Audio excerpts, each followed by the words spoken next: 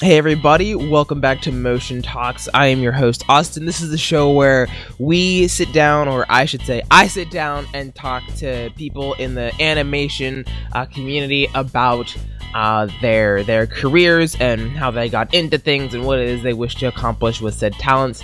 I am here today with Trevor of SuitedNinjaNerd Productions over on YouTube. I will put a link to his channel in the description, guys. But Trev, how you doing, man? I'm doing all right. How are you doing, Austin? Doing fantastic. So, thank you for being on today, and thank you for being consistent and bugging me about it because I kept forgetting. And then I would be out during the day, and then I would see on my phone that I would get a Discord message from you. I'm like, oh no, he's probably talking about Motion Talks. Crap, I forgot. So thank you for being consistent because I've wanted to have you on since we had you as one of the guests in season 2 of the Frame 100 podcast. So memories. Yeah, memories for sure.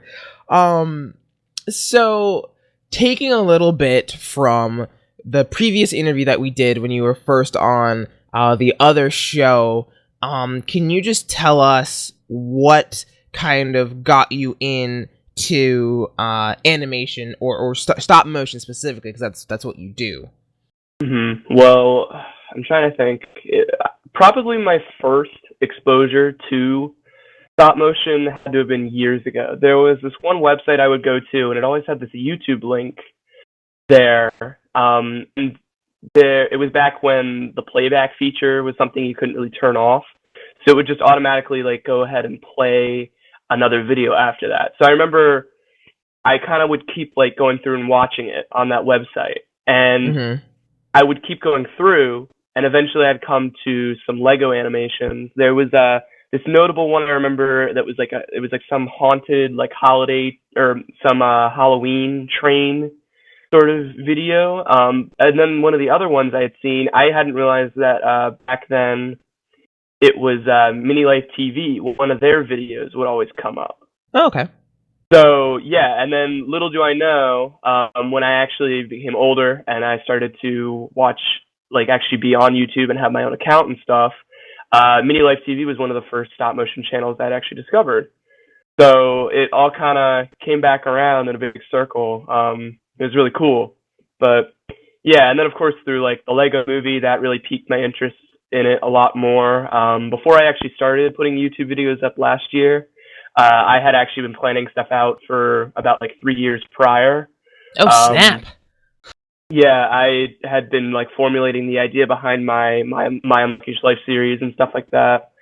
I have a bunch of old animations on an old iPod that I don't use anymore and stuff like that. But yeah. Nice.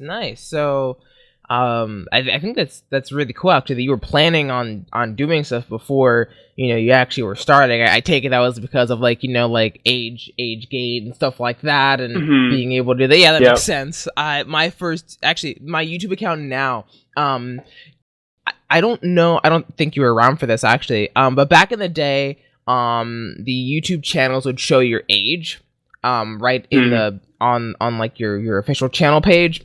And mine, if it was back then, and if we were right now in this present year, it would say I am 60 years old, because I was 11 when my YouTube career started, and my dad was the one who made the account for me. And a little fun fact, not a lot of people know, my original username prior to the Austin Man 101, it was sgarber2948, because my dad's name is Steve and all that stuff. So I ended up taking over the channel. But yeah, even to this day, I'll get messages from YouTube, it'll say, "Hey Steve," and I'm like, wait, what? Oh, good.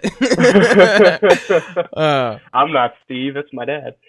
yeah. So you've done I always whenever I find new talent on the internet, especially on YouTube, and when it comes to the brick filming community, I always look for standout creators, and one of the reasons why I really took an interest in what you did was because your shot composition, for being so new to the platform, and you've had some prior experience to working on stuff, the way you compose your shots and set them up and frame them up really well was what really like initially captured my my interest. So did you just like when you're putting together a shot, do you create a storyboard, or do you just, you know, move the camera around until you find a shot that you think looks good, and then do you roll with that? So, funny story about that actually.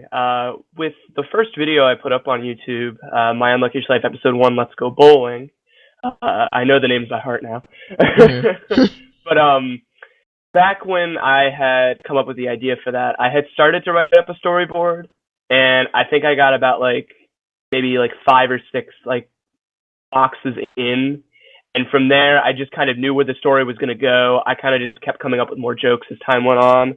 And that's why in that video, no 2 shots are the same, because I literally hadn't planned it out far enough to actually film shots that should have been filmed in like the same position and actually like do that repeatedly, because I actually filmed it in order of how the video went.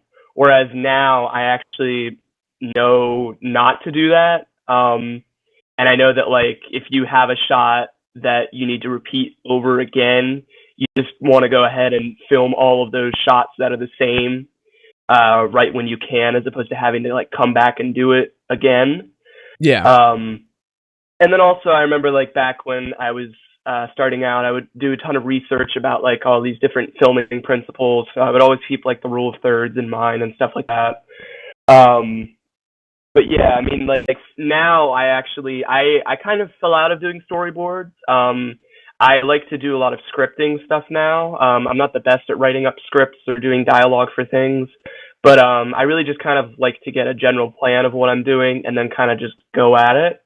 Although now I've kind of started to delve into doing shot lists through Google Sheets. So I'll have to see how that goes. I'm trying that out for a current project I'm doing right now. But yeah, so that's pretty much how I compose all my shots and stuff. Oh, nice. That's definitely something similar to what I used to do. Now, like you use Dragonframe, correct? Yes, yeah, I have Dragonframe. Mm-hmm. We'll get into the software stuff in a little bit, but whenever I set up my shots, I'm assuming you go into the cinematography tab and you have the grid set up. Yes, yeah.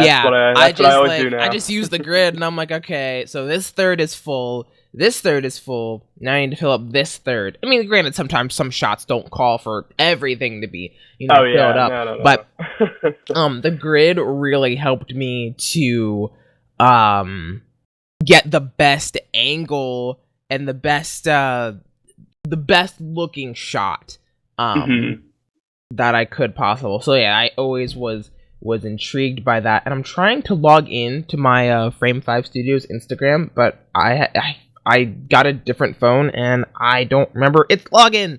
So that's trouble.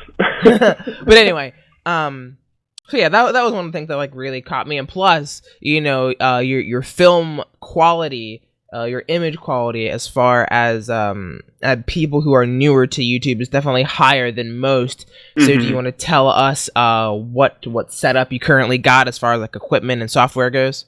Sure thing. Back when I was starting out, I really didn't know where to go. I didn't know prices of how expensive things were going to be. I was just so new to everything that I really didn't know where to go. And my parents were the ones that encouraged me. I mean, if you're going to get a camera, don't just go for a webcam, just go all out.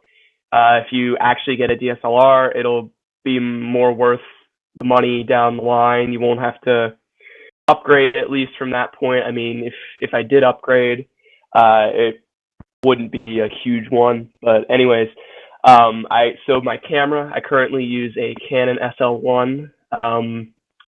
And I use I believe it's a Vivitar tripod under that, just a basic one that I found on Amazon. And then software-wise, I currently use Sony Vegas Platinum 13. So it's the really bare-bones version of Sony Vegas. And I'm currently in the process of actually upgrading to the Adobe program, so using like Premiere Pro and Photoshop and After Effects and all that stuff. And then I also have Dragon Frame as well, so that helps me to shoot all of the videos with the quality that I do. So yeah, I think that's pretty much all the software and stuff that I use. But. Nice. Are you somewhat familiar with the Adobe Creative Cloud? So I'm like, I personally just have Premiere right now, and I am still messing with it, and I'm probably gonna need to jump over to After Effects in a little bit to figure out how those things work. But have you? So you got this for Christmas, right? Yes, yeah. I just recently got it.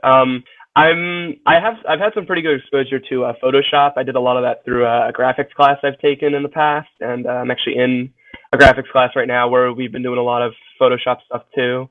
I haven't really done anything at all actually with Premiere Pro and After Effects, so I'm hoping to delve into that realm a little in the future. So yeah. Okay. Nice. Yeah. I was always hesitant about going to Creative Cloud just because of the subscription model. But I broke down and got it. yeah, exactly. I mean, it's probably a really good investment, honestly, especially if you stay up to date and consistently use it, and you're not one of those people that like has it forever and only uses it like once every now and then. So yeah, I'm probably like the beginning of like this year in 2018. I'm going to probably spend a majority of the time like trying to learn everything about the cloud or the Creative Cloud, because right now I'm using Final Cut, and Final Cut, so just I know it so well because I've used it for like a year now, and I've only used Premiere once since I bought it a couple of let's say I got it like 2 months ago. So I need to definitely put it to good use, because for a while I was like, maybe I should cancel it, and the cancellation fee is like $150, and I'm like, no, that's crazy. So better figure out how to use this. Yeah, exactly. Oh yeah. So we were talking a little bit in the Frame 100 podcast in the finale about the genres that we wanted to do, and I have noticed that a lot of the stuff that you do is kind of like a borderline of like, so you have your comedy, and then you have your serious kinds of story, and then you have I don't want to say a universal take on your films, because that would make you Michael Hickox, and we don't speak of him. Yes. So what exactly like is your favorite kind of thing to make? Because My Unlucky H Life has a lot of different things going on in it that I feel like is because like you can pull from so many different areas and do them so well, but if you had to choose, what is something that you think that you excel at the most? Well, I mean, honestly, since I've just been doing like the comedy sort of sitcom like stuff for a while now, I feel like that's what I'm the most comfortable with. And then I also do like to do some like story driven, like thriller, actiony types of videos as well. Just because I personally find lots of interest in doing those kinds of videos. But honestly, if there was something I wanted to step into doing more, that's a little bit more out of my comfort zone, I'd like to do something in like maybe the horror genre, in that sort of realm, or potentially doing like a sports film of some sort. I'm a pretty big soccer fan, so doing like a soccer match animated with stop motion, I think would be pretty cool. So. Nice.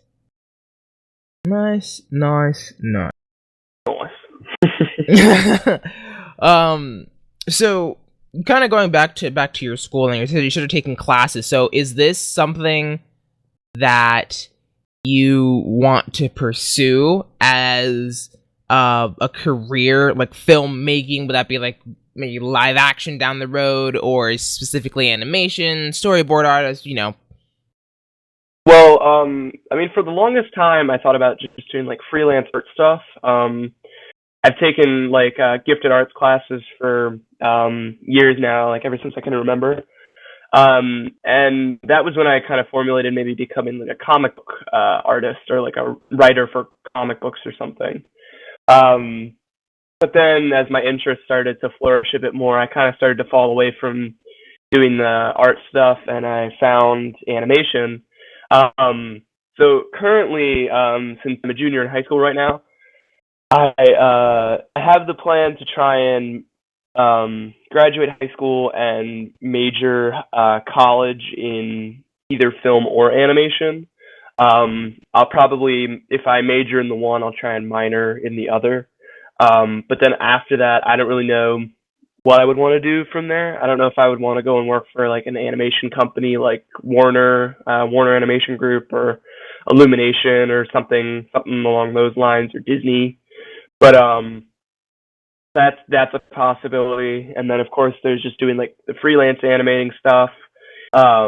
Then there's also doing like what Brotherhood Workshops does. I know you don't like him very much, but I like him as a creator. I just want to throw that out, okay?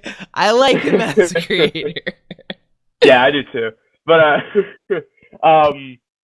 but like doing kind of like what is it, like contracted work, like that he does, doing stuff where he's paid to make stuff for other companies, or even just doing like before I did anything with animation and stuff, my Lego career, I guess you could say, was really me just making mocks and models and tons of just whatever.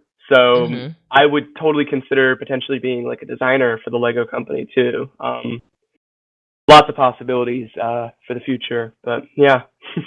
Nice. Yeah. Like, I always like I currently, even though I have a regular what people would call like a 9-to-5 job, I do work on the side, film work on the side for people. I've done weddings, which is something I don't really want to do like forever. Like, it's just not me, but it makes me extra money to get things like lenses and stuff. But right now, with the state of like the entertainment industry, I have found that like freelance is kind of the way to go right now. But then again, by the time you're 16 or 17, right? Yes, 17. Yeah, I just turned 17. Yeah. So by the time you graduate high school, I'm sure the industry and how things work will probably drastically change. Oh yeah, it'll take a complete 360, I'm sure. Everything is just changing so rapidly. But what I found is freelance has been the greatest thing for me so far. Just because, to build a good portfolio. My YouTube channel is my portfolio, if you will. That's how I use it.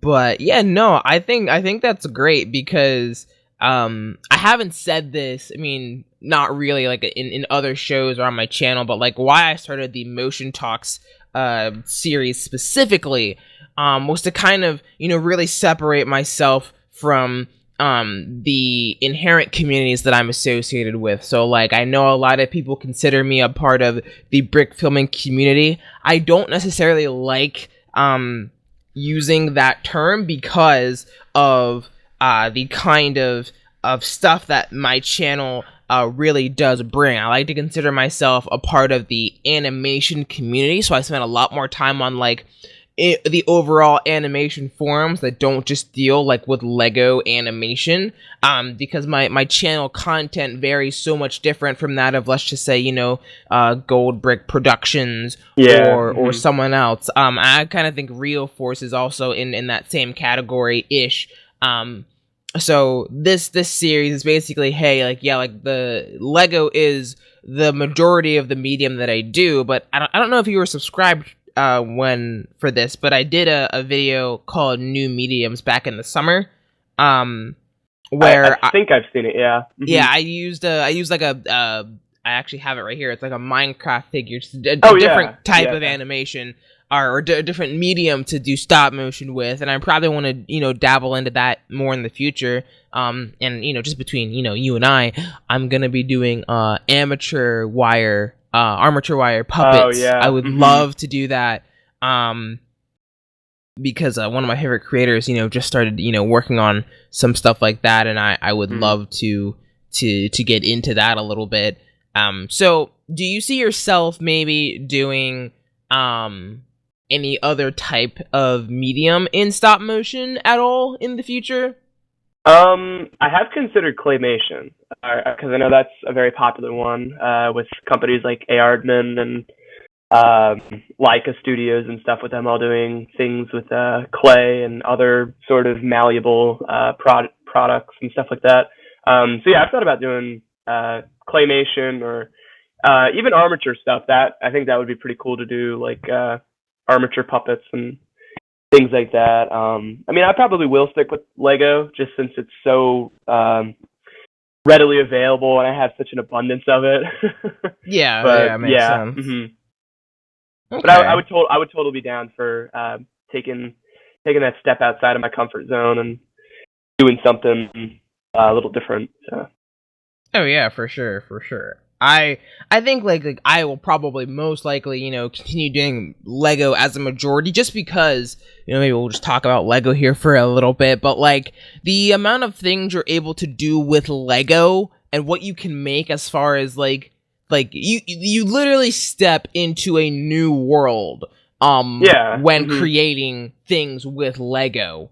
And I think that's a medium that is very underused. I know, in the past 2 years we've had things like, we've had 3 Lego movies, like movies come out in the past 2 years or so, and that was directly influenced by us in the brick filming community. So I think that's pretty cool. But how do you try to phrase this question the right way? Like what is your favorite part about using Lego to tell your specific stories? I just think it's the feasibility of it. If you want to say that, I think it's so cool that, like, even though these are just simple plastic figures that are smaller than most mediums you would animate with, it's just there's so much it's unlimited potential. I mean, it's just like the reason that the brick was created for play purposes. And I think the fact that people are able to take something that by day to day is used by kids and adults alike to to play with them and bring life to it. I think it's cool that you can actually physically do that with a film medium. And I think that's one of the reasons why I like the Lego movies that have been rolling out in the past couple of years so much. Is just because it really does envelop the whole nature behind why the brick still exists today. I think it's really cool that that these Lego films were able to be pretty much directly inspired by stuff that brick filmers like you and I and others have actually created ourselves before. So yeah, for sure. Mm-hmm. That is the words right out of my mouth there. Have you gotten a chance to see Bricks in Motion documentary at all yet? No, that's been one of my my goals for this winter break I'm still on right now. I'll probably have seen it by next Monday, but yeah, I have been wanting to watch that because now it's available on Amazon Prime. This isn't an ad. But yeah, it's on Amazon Prime free now, and I had Amazon Prime, so I'll probably have to check it out. I was gonna watch it a couple days ago, and then things just kind of got in the way with Christmas and not. Yeah, it's definitely a good watch. I've watched it maybe 5 times already. Oh my gosh! Just because it's so good. Yeah, I have also had to see the Lego Brickumentary because I remember a couple years ago I was at Brick Fair and they were really heavily advertising the release of that. Because I have pins and posters for it. I picked a bunch of those up at Brick Fair. But that's besides the point. But yeah, I've been wanting to check that video out too, just because I also really like the whole story behind the company and the people that use it and stuff, that use the product and stuff. So yeah. Yeah. I think I did get to watch that as well. That's awesome. That is awesome. Okay, so like moving on from that, I want to talk a little bit about like what you've done with and for the community. So this is not self promotion, but I have a film that I'm working on called Guns of Cordis, and Yeah. you are voicing Just in the film. And it's funny. I don't know if you're familiar. Have you heard of the user Dan's Animations? It rings a bell. Okay. Well, he was the original voice actor for Just until tragically like a lot of his stuff broke down, so he couldn't animate or do anything. And I was waiting and waiting and waiting and wanted to give him as much chance as I possibly could, but just wasn't gonna work out. So I was like, crap, I need someone to play Just. And I was going back and forth, and again you were very persistent and being like, where is this script? Give me this script. Yeah, I actually had almost completely forgotten about it too, so I don't think I was really that persistent about it. So, but yeah. So you're voicing Just in this what people are calling a monster film. It is a monster film, but no, it's a Star Wars film. Yeah.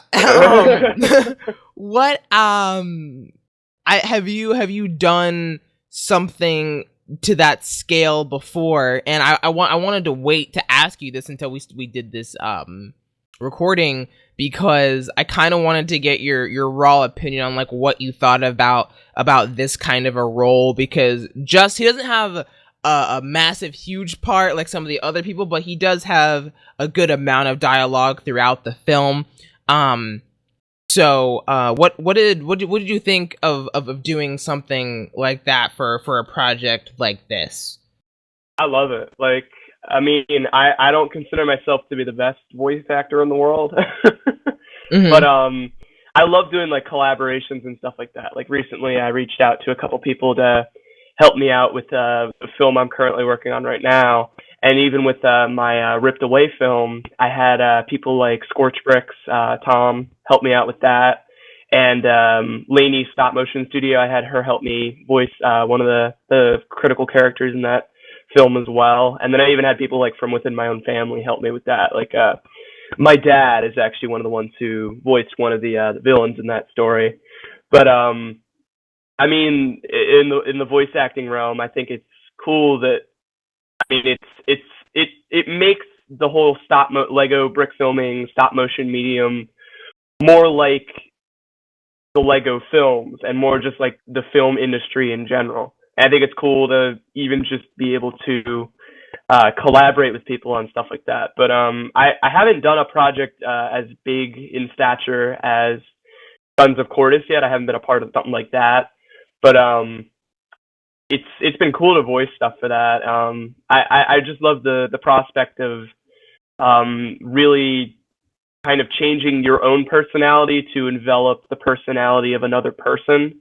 Because even amongst all the other interests I have, I even thought about maybe going into acting at some point as a career, but that hasn't really followed suit. So yeah, but I still do have a very mild interest in all of that kind of stuff. So yeah.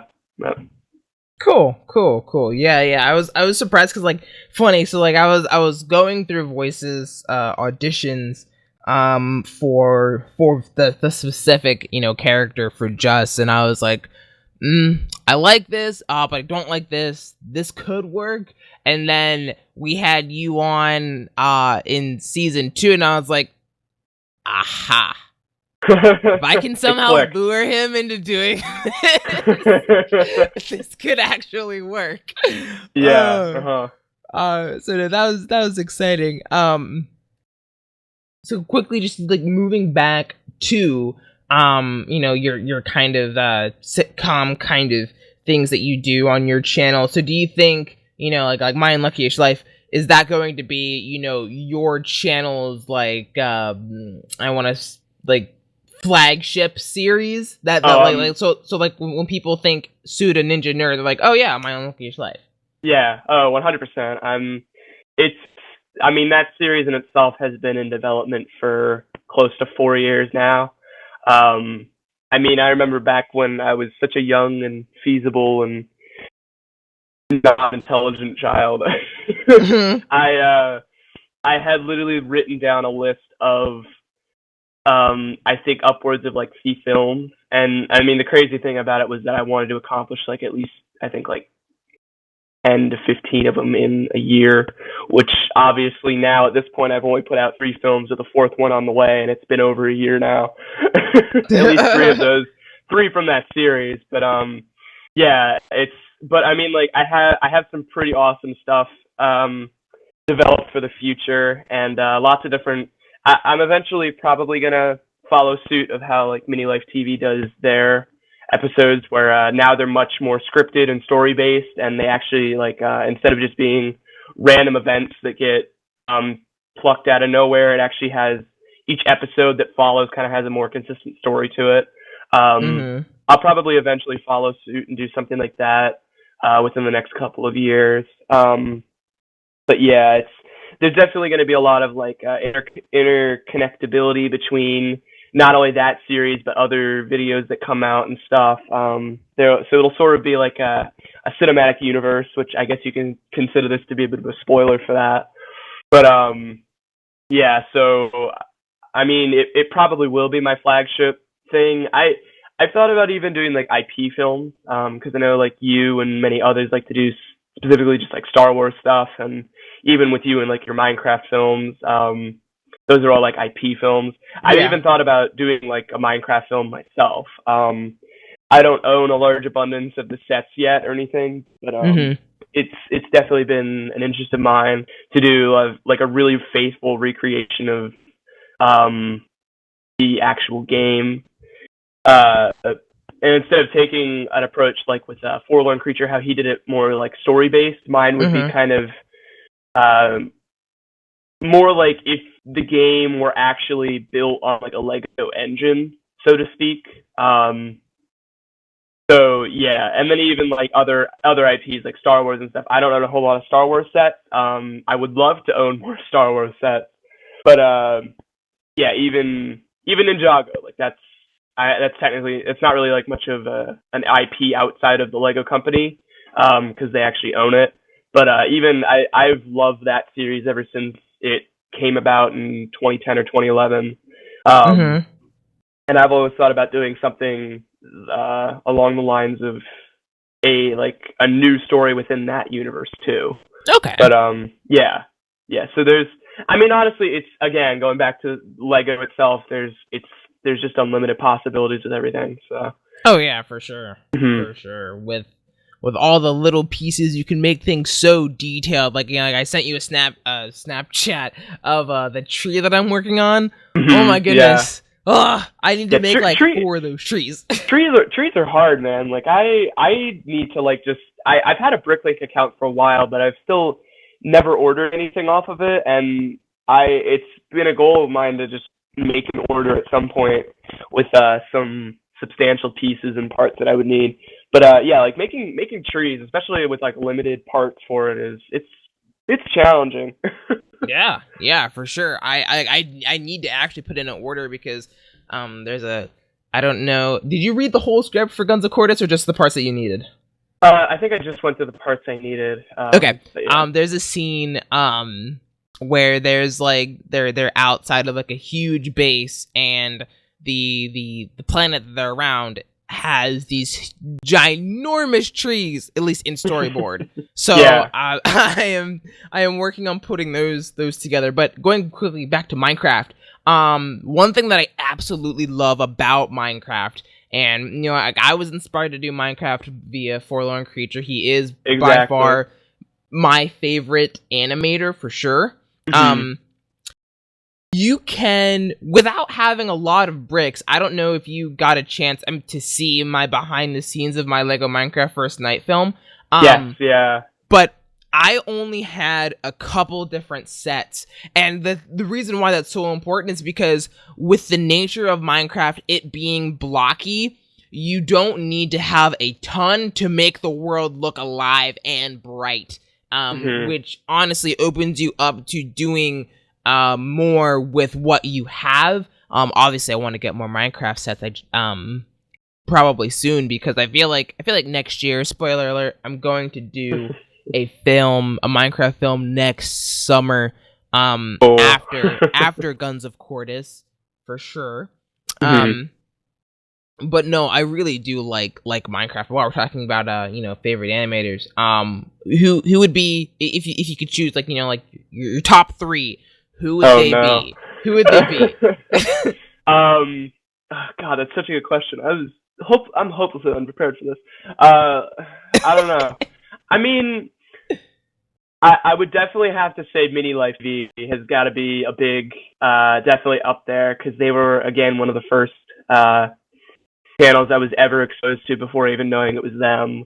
And then actually even right before I was about to start like putting films up on YouTube, I had even reached out to Crystal Asis about software he uses and stuff. And he, surprisingly, of all the people that I contacted, he was the only one to reply back. So yeah, he's a really great guy. I love all the stuff he's been doing.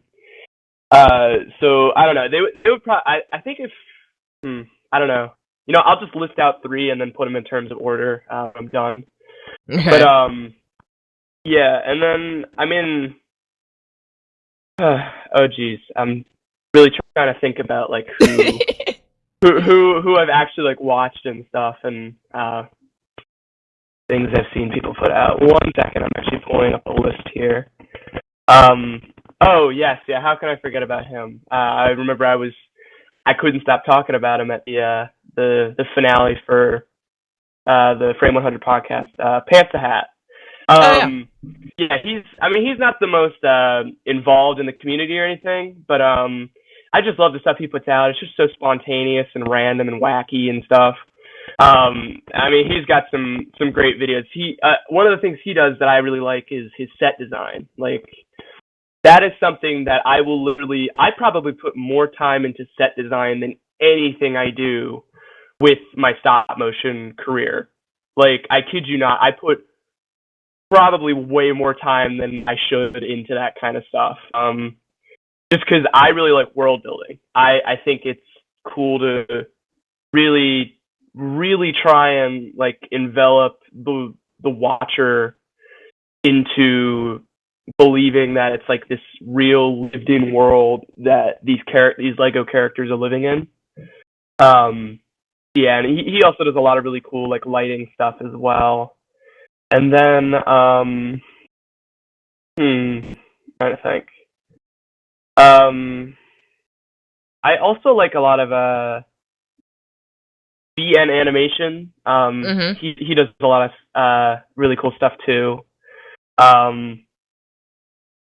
Oh yeah, and Keshin. I like Keshin's stuff a lot too. He's really professional.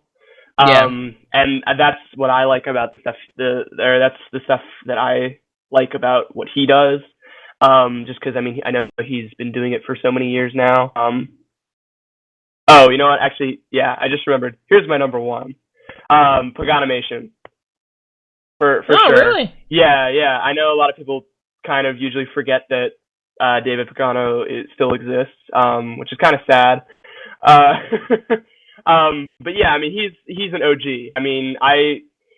After Mini Life TV, he was probably one of the other first people I had exposed to in terms of stop motion too.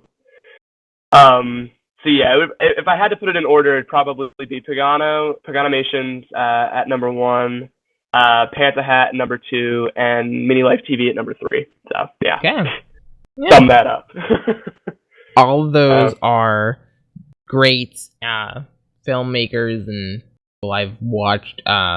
It's funny because like those three, like I've watched them, but like I haven't watched them as much. I grew up watching Keshin because of what he did with Forest Fire a lot. Exactly. So I grew up watching him, and then kind of moved into more like the maybe the more cinematic storytellers like Zach Messias, Thomas Evans. Oh yeah. Those guys too. I like them a lot as well. Yeah, definitely. Those two that I just mentioned are probably like my top two. I probably could find a third. But since we are since we're coming up, towards the end of this interview, what would you trying to phrase this question in the best way possible. We all have, since this is going to be the first video on my channel in 2018, so Yay. for everyone out there who is wanting to put what you would call maybe like New Year's resolutions in, what would be your New Year's resolution in terms of stop motion animation or your filmmaking career in general? What is something that you would like to do or maybe start to work on in 2018? Well, I think I mentioned it in the finale of Frame 100 podcast too. I just want to be a lot more consistent with my uploads this year. I think I said I'm vouching for trying to put out a film for each month. Yeah, that's right. At the maximum, because I know this past year it's been putting videos out has been pretty slow, but also my schedule's been a lot busier. I feel like this year coming up it doesn't seem as busy as usual, so. And I kind of purposely made it that way so that it would leave more room for me to be able to work on my animating and stuff. So yeah, I think putting out at least between 10 and 12 films for the whole year is probably the biggest goal I have. The other one would also just be to get a lot more subscribers and stuff. Yeah. And just kind of like raise awareness for not only my channel, but for all of us in the brick filming community. Yeah, and like honestly, take it from me. I did monthly stop motions in the year of 2016. Yeah, that was the Sight and Sound Bricks in Motion year. Okay, yeah, okay. Yeah. I gained so many subscribers by doing that. I think I only missed like 1 month. But that was very challenging, but it was so rewarding. So I remember being like, oh my gosh, you're gonna do it now, when we were doing the finale, just because I know how much it took out of me, but it also was like very, very rewarding. And I was the first person to start doing streams in the community, like Lego streams, as far as like stop motion streams. So like I'm really happy that like a lot of other people are getting onto the streams. Started the trend. Yeah. And probably our last little topic here before I let you go. So you guys are hearing this on January 1st, and THAC is on January 6th. This is my first THAC that I'm participating in. I've watched people do it for years, and I finally, am going to participate. Obviously, I'm sure you're excited for THAC. And I was talking to Matt, aka Bricktail Studios, and he's really, really frustrated that we're not going to get to know what we're supposed to do until the contest, pretty much begins. How are you feeling, going into this THAC? You've also done it before, so for any of you guys who are watching or listening, and are considering, joining THAC, what maybe tips or advice could you give to those people who are, considering or about to do THAC, which is next week? Well, yeah, because I last year was the first year I did it. And surprisingly, I was able to actually finish with ample time. I think I finished it 3 in the morning was when the video was all set and done and uploaded and stuff. So I was able to actually get a little bit of a well-rewarded sleep after that. Best tips I can give you, I can think of 3 off the top of my head. When the contest when the theme and stuff are released, get on it immediately. Come up with stories, come up with names, come up with ideas, and when you see the theme, think of it, but try to think a lot more out of the box with it. And don't take too much time to focus on coming up with a story. I remember I think my first hour was dedicated to coming up with like a story and characters and like a script and stuff for it, and like at least a general plan to go off of. So yeah, don't focus too much time into some of those smaller things, although they are technically like the backbone of your film. The other tip would be get lots of sleep the night before. Eat healthy then, because to keep you awake, you're probably gonna end up having like lots of caffeine and soda and garbage while the contest is going on to keep you awake, keep the energy up. I can't talk. Get a lot of good sleep and drink a lot of water and stuff the day before, and then make sure to stockpile at least some healthy food, but lots of like energy stuff for the actual day of the contest. And the third tip would just be to have fun with it. If you don't have fun making the film, and if you don't enjoy what you're putting out, you're not going to feel as inclined to finishing it and actually being dedicated enough to put it out. And I mean, you have to at least have some faith in it if you're going to want to put it out. If you don't like what you're doing and you don't enjoy how things are going, then honestly at that point I would, like, and I'm not joking about this, I would literally just say drop what you're doing and just start from square one again, even if there's like only a couple hours left in the film or in the contest. If you're not doing something you don't enjoy, then you really shouldn't be doing it, and you're probably going to lose faith in it, and it's not going to do as well. So right. 3 tips are just get lots of ample sleep and stuff the night before. Don't focus too heavily on the nitty-gritty details of things, and just have fun. All right, Trev, thank you so much for joining me today for the 3rd episode of Motion Talks. Actually, my pleasure. It's gonna get a professional intro. I'm actually gonna hire someone to do like a professional intro, hopefully by the time this comes out. So hopefully, if I can get the order in, it comes in by January 1st, so I can actually use it. But if not, it'll definitely be around soon. But again, guys, links to all of Trevor's media places will be in the description, so make sure you want to go over and subscribe. Again, thanks for joining me, Trev, and we will see you guys probably in the next month for the 4th episode.